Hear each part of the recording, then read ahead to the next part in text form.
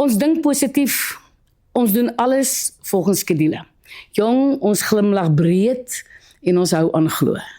Ons is die vroue en ons is die manne van die 21ste eeu. Ja, ons weet wat ons wil hê en ons kry baie dinge op 'n slag gedoen. Ons is supervroue en ons is supermans. Hallo my mede-supermense. Het jy geweet jy is 'n supermens? Nou kyk, as jy enigstens twyfel, gaan kyk wat is alles op jou doenlysie. En dan vra jy bietjie rond, wat was op vroue of mans se doenlysie so 40 jaar gelede? Nou glo jy nou maar vir my gerus, jy doen baie meer as wat die generasies voor ons moes doen.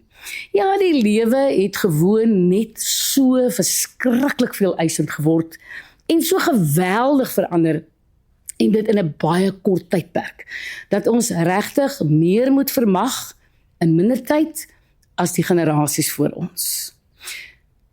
Maar kom dink gou 'n bietjie saam met my, wat staan nie op jou doenlysie nie, maar moet in ieder geval ook gedoen word.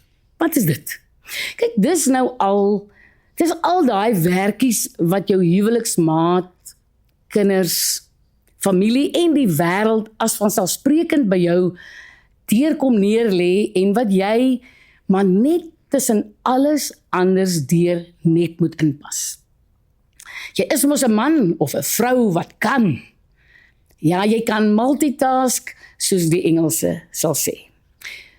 Jy het mos meer hande, meer krag en meer energie as 'n gewone mens en jy kan alles onthou. Jy weet mos, natuurlik weet jy presies waar elkeen in die huis se verlore sokkies lê en hoeveel snye brood nog in die broodblik oor is en waar jou geliefde 'n belangrike werksdokument 'n maand gelede al gebeere het.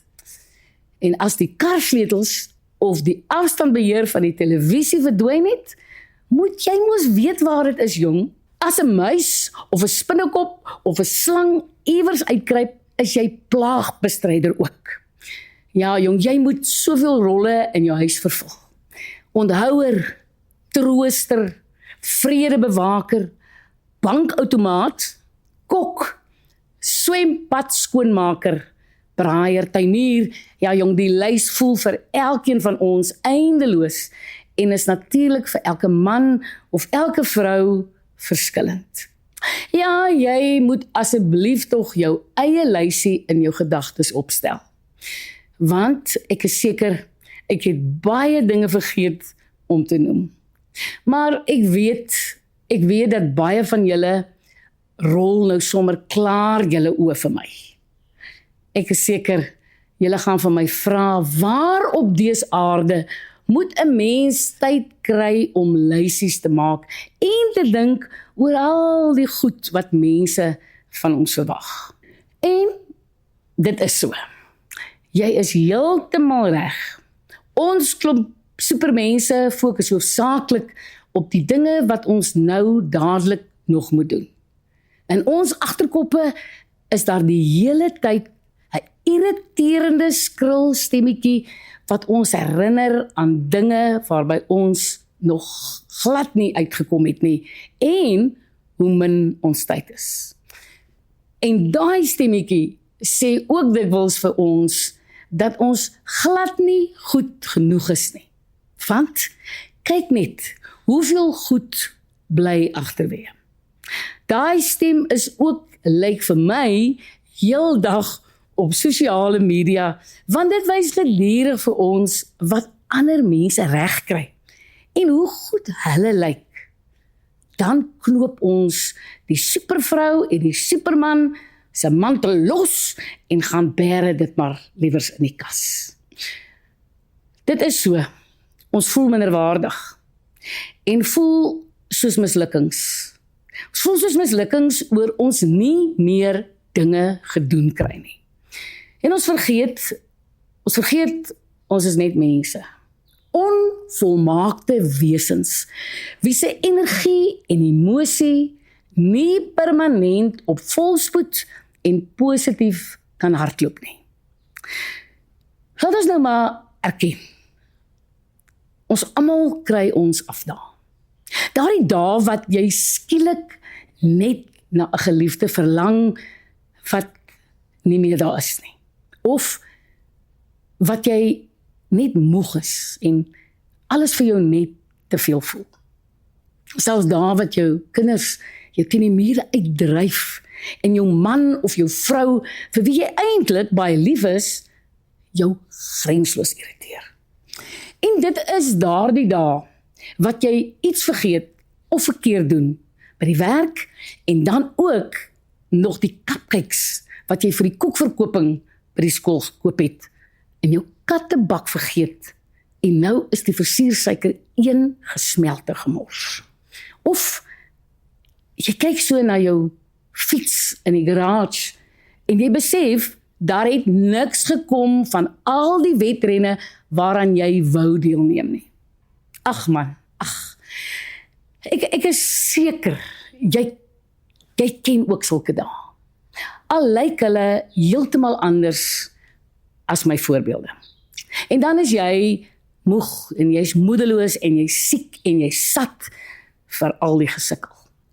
En jy wonder of jy ooit gaan beter word en of jy ooit weer gaan beter voel. Supervrou, superman. Hê op sulke dae asseblief tog genade met jouself. Jong, huil as jy wil huil. Rus as jy moet rus. En beweeg saam met die emosiegolf en asseblief moenie daarteen probeer beklei nie. Van sodoende sal dit veel gouer oorgaan. Dis wanneer ons emosies onderdruk word, wat dit ons uiteindelik fisies en psigies siek maak. Kry ook iemand wat jy kan vertrou om mee te praat. Dis baie belangrik op sulke dae om daardie persoon te hê. Gaan kuier by 'n vriendin, bel 'n vriendin, praat met jou suster, maar praat oor hoe jy voel. Dis nie 'n skande of enigstens verkeerd om hartseer te voel, kwaad te word of te erken jy voel oorweldig nie. 'n Emosie is 'n emosie. En elke enkele mens ervaar emosies. Party natuurlik bietjie meer, party bietjie minder.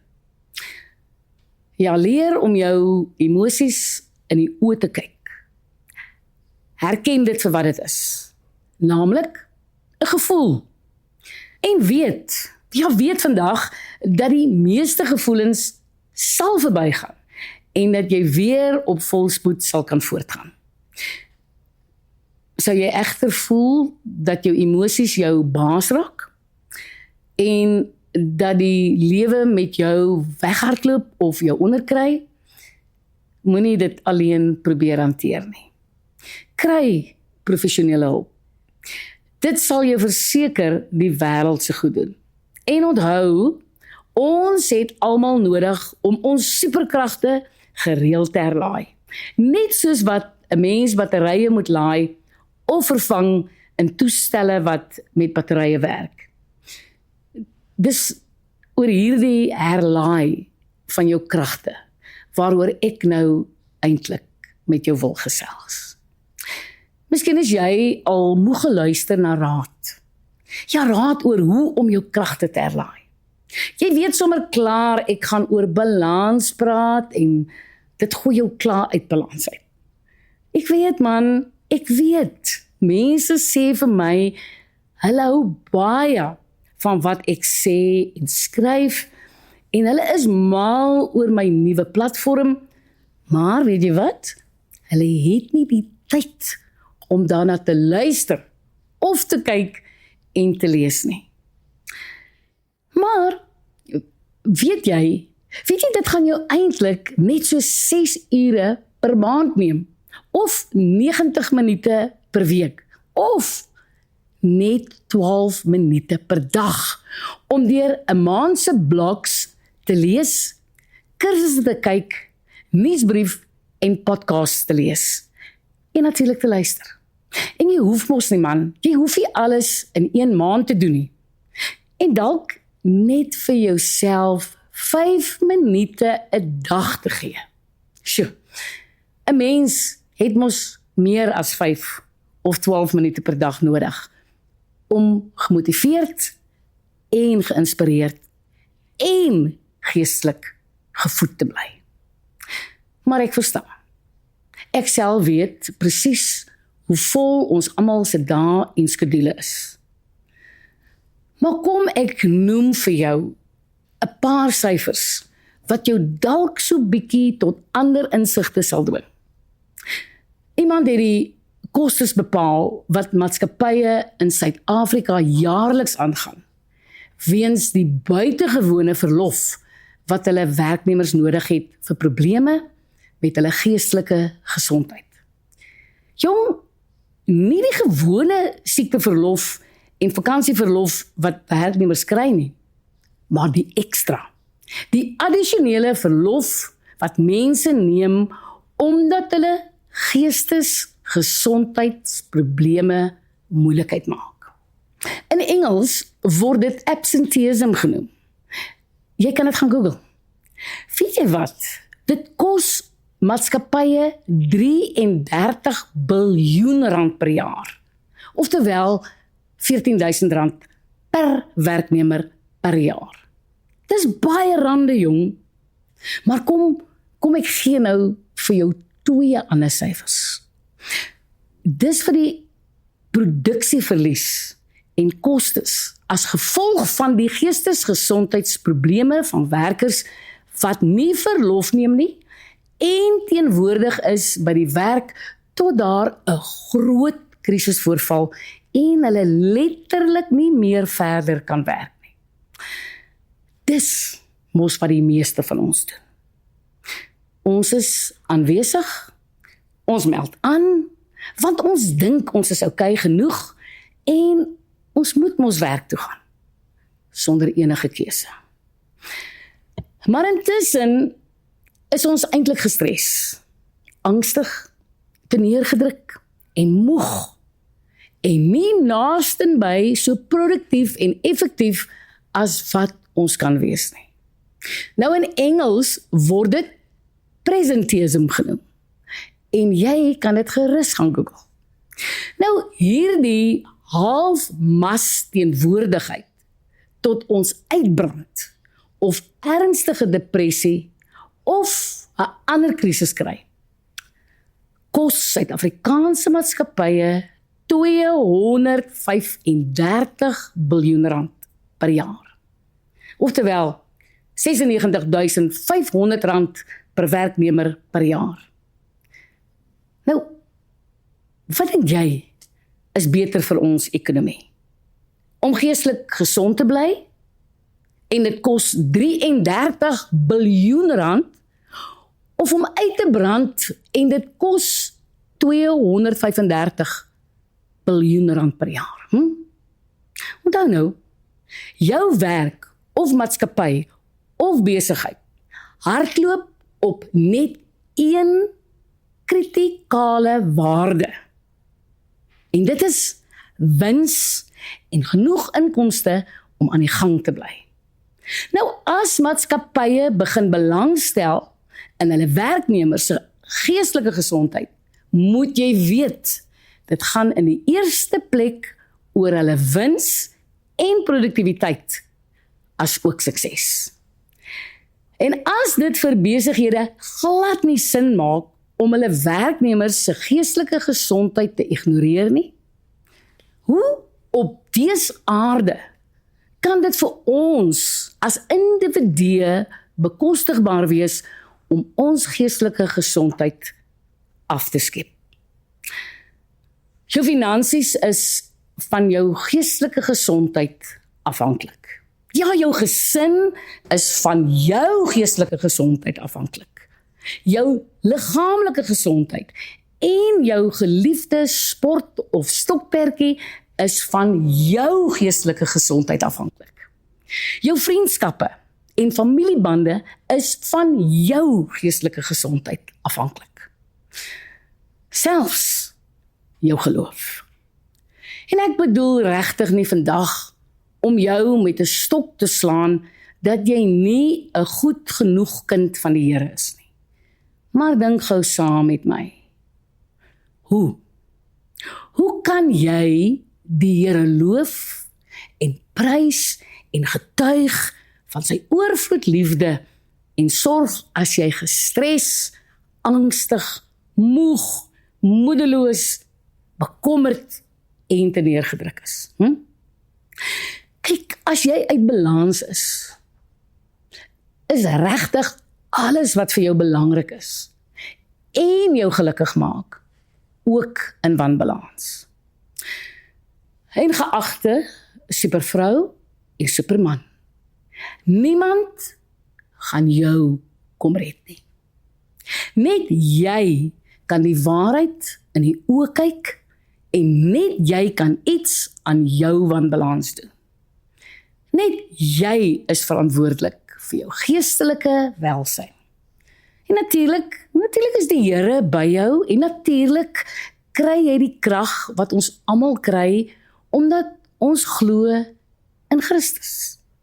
Natuurlik is jou geliefdes en vriende en geloofsfamilie beskikbaar om jou te help en om jou te ondersteun. Maar hulle kan nie die besluit en die keuse namens jou neem om erns met jou moegheid en emosionele uitputting te maak nie. Jy moet my hoor vandag. Net jy kan. Maar miskien moet jy eers net vir jouself toestemming gee om dit te doen.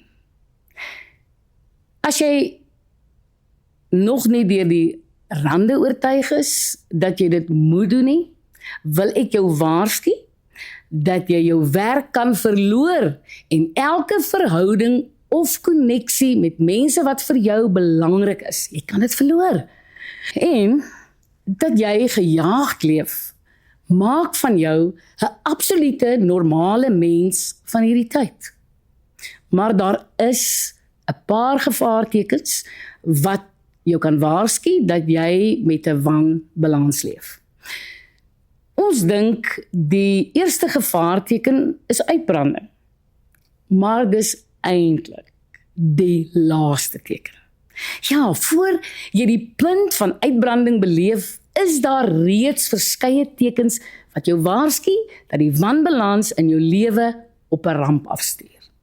En sommige mense ervaar geweldige moegheid, wat hulle werksproduktiwiteit en hulle vermoë om helder te dink negatief beïnvloed. Nou, as jy aanhou om op die vlak te funksioneer, sal dit daartoe lei dat jy volkome fisiek afgetakel word of ernstig siek word. Hoor weer 'n keer wat kan gebeur.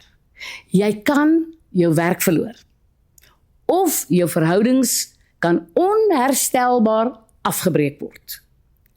En dit is die sigbare effek van uitbranding.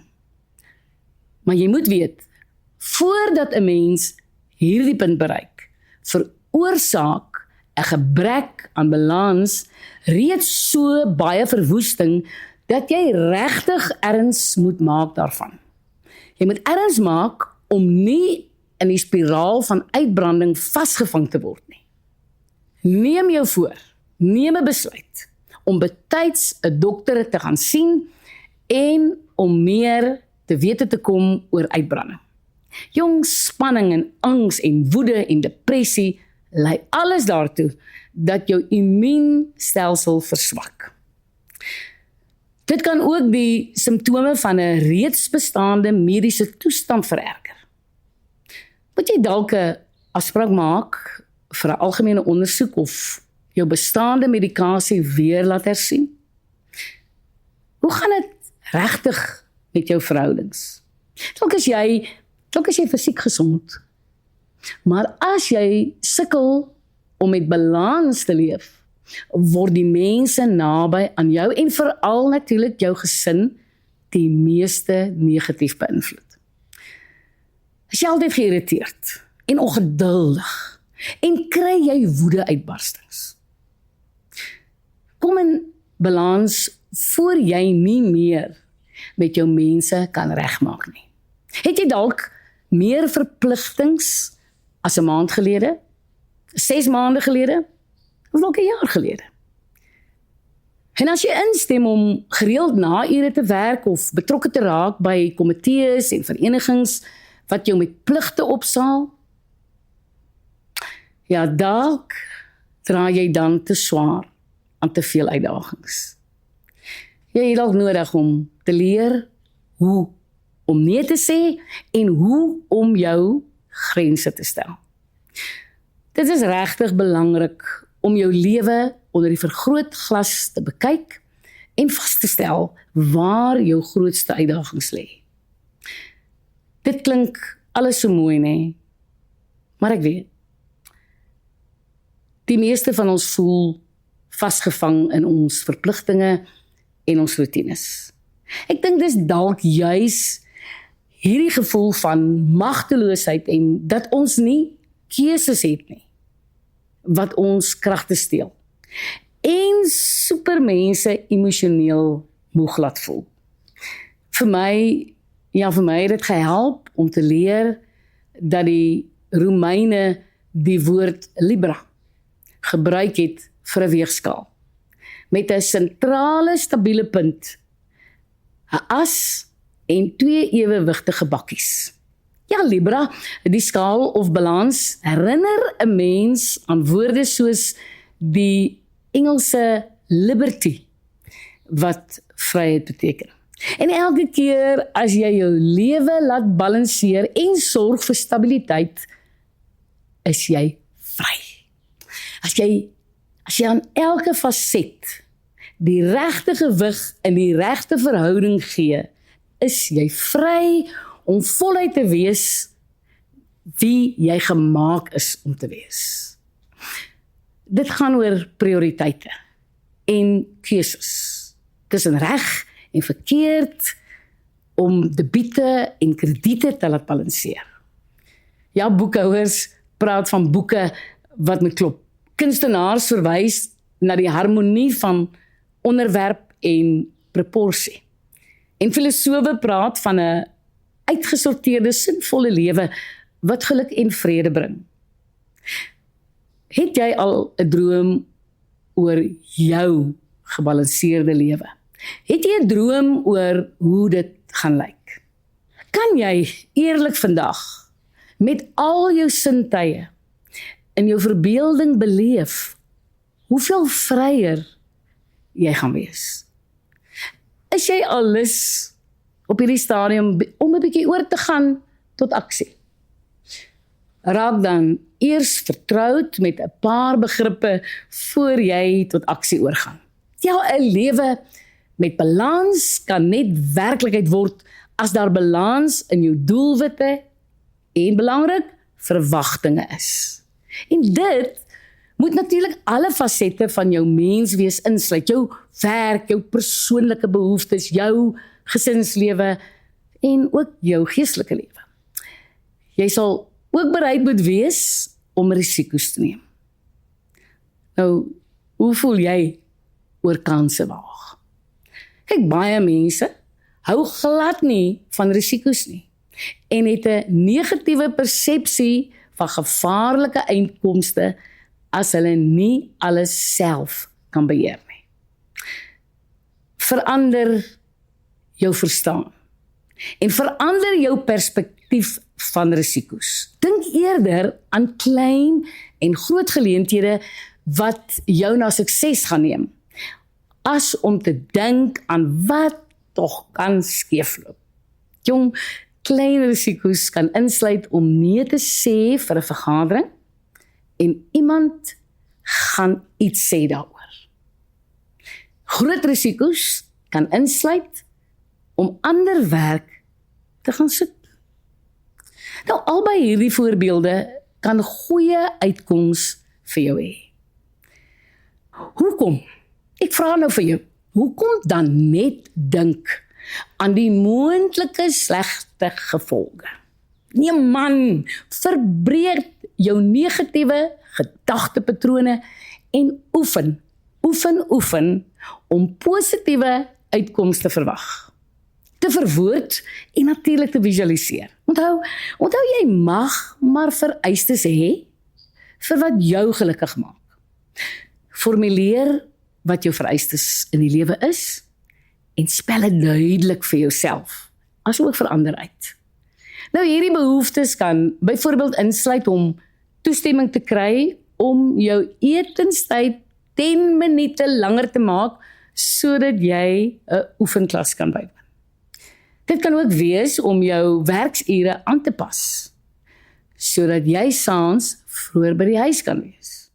Baie mense spandeer energie en tyd aan dinge wat eintlik so onbenullig is. Man, fokus op dit wat werklik saak maak. Dit mag soms beplanning en herstrukturering van jou roetines verg, maar dit is absoluut die moeite werd. Wanneer ons tyd insit in dit wat werklik saak maak, bring dit gewoonlik die regte balans in ons lewens.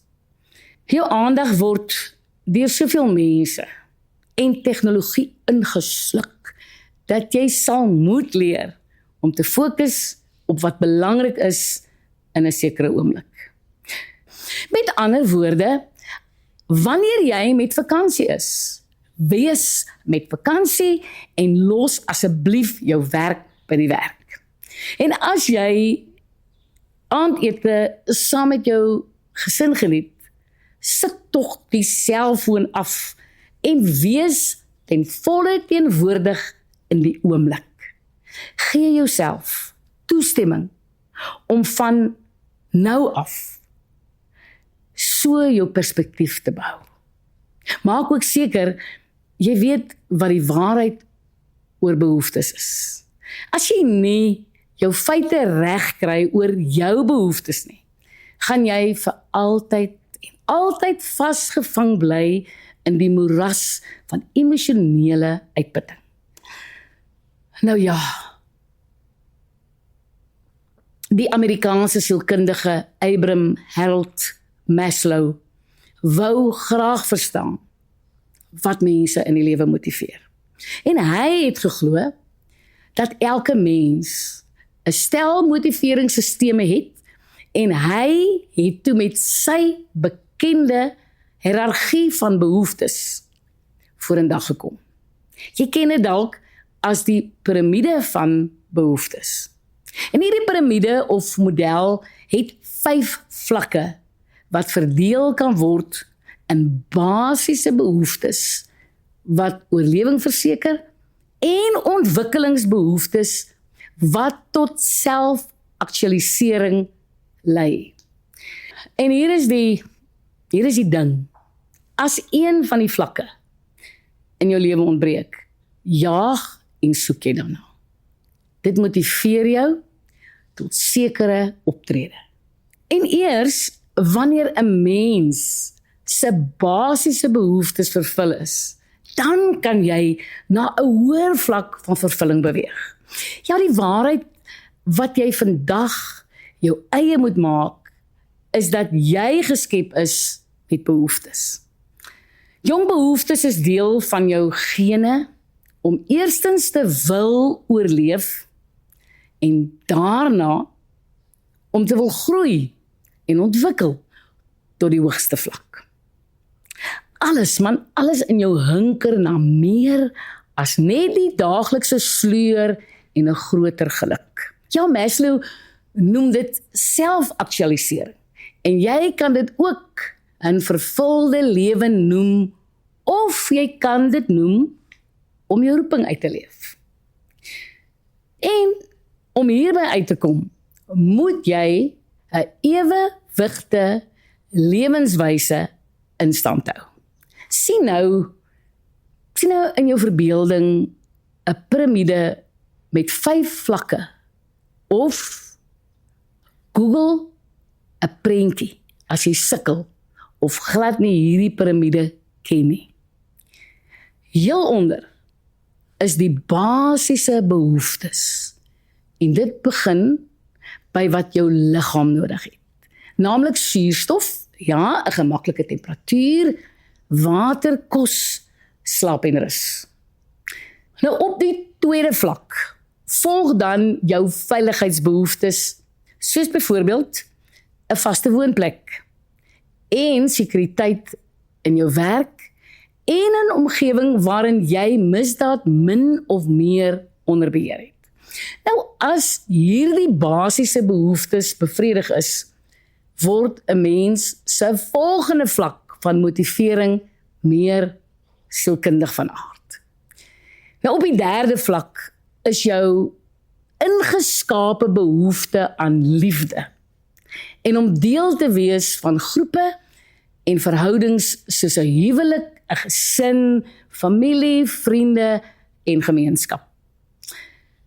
Jy kan seker sien hoe die volgende vlak van motivering voortvloei uit jou liefdesbehoeftes, naamlik jou selfvervullingsbehoeftes. Ja, en jou is ook 'n roepstem om 'n gesonde selfbeeld te hê. En te weet, jy maak 'n verskil. En dat jy iets in jou lewe bereik. En dan die boonste puntjie van Maslow se piramide is dan selfaktualisering.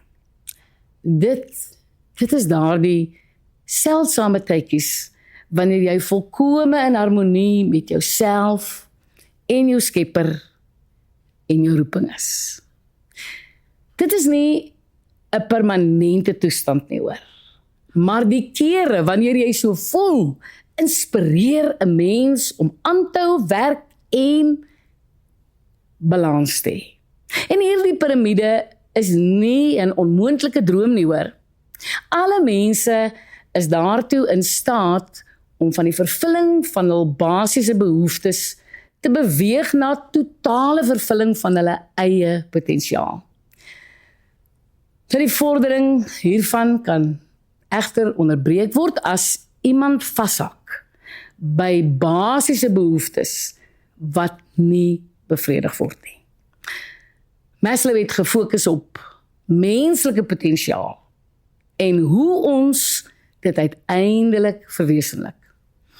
Jy moet ook die model gebruik as 'n gids wat jou lei na 'n beter lewe en nie as 'n stok waarmee jy jouself slaan vir jou tekorte nie. Man, jy is nie hier om net te oorleef nie, asseblief nie. Jy is ook hier om voluit te leef. Op jou manier en volgens hoe jou temperament is, moet jy voluit leef. Ander mense is besig met hulle piramides. Jy doen joune op jou manier. Altyd met die doelwit van 'n vervulde lewe voor oë. En as jy jou behoeftes volgens Maslow se model prioritiseer en strewe om tot op die hoogste vlak te groei, bring dit outomaties 'n vorm van balans in jou lewe. Jy sal aan die hand van hierdie model die belangrikheid van jou beroep, jou verhouding en toekomsvisie kan opweeg en elkeen se afsonderlike bydrae tot jou lewe kan evalueer. Jy moet weet dat dit is soms nodig om voorraad op te neem van die dinge en mense wat jy afskep. Sodra jy hieraan begin werk, bring jy balans terug in jou bestaan. En wanneer jy jouself weer hoor sê, ek is te besig, gaan meet 'n bietjie jou vlakke van funksionering aan die hand van Maslow se piramide. Kyk waar daar wanbalans is, en dan besluit jy watter areas afgeskep word. En dan maak jy doelbewus 'n kopskuif oor jou tyd.